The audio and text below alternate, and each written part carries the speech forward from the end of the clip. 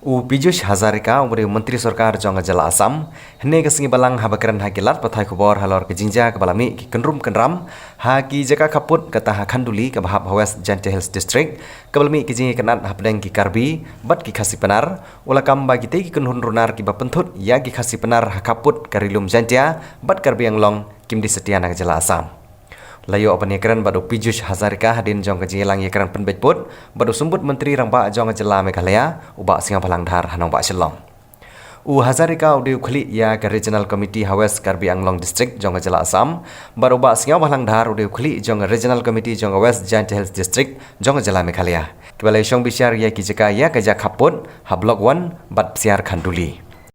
Shushu ulong ru ba ki briu jong ke Assam ki badan hagi jeka kaput Kidon ia kejing it ia kipat ba jong Jala Meghalaya. Baru don ru ia kejing sngau bagi pat ba jong Jala Meghalaya ru. Kidon ia kata keju kejing sngau bagi don kejing it bat kipat ba jong Jala Assam khamtam parabayasa haki jeka kaput.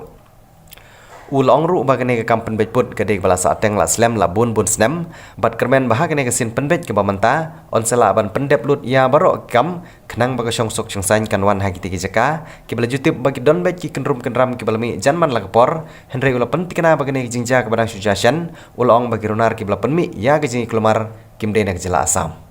We have long pending border dispute, but we are sure, I am sure, we will be able to settle amicably within a very short period of time.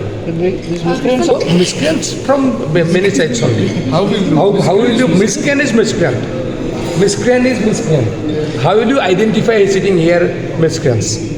But some people have love to the people of Meghalaya, and I believe Meghalaya people also have love to the people of Assam. So For that, I am extremely sad for that. We shouldn't have less.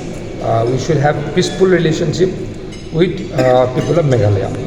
Both the people from Meghalaya, people from our part, should have cordial, peaceful relationship, and our government, our chief minister, deserves that only.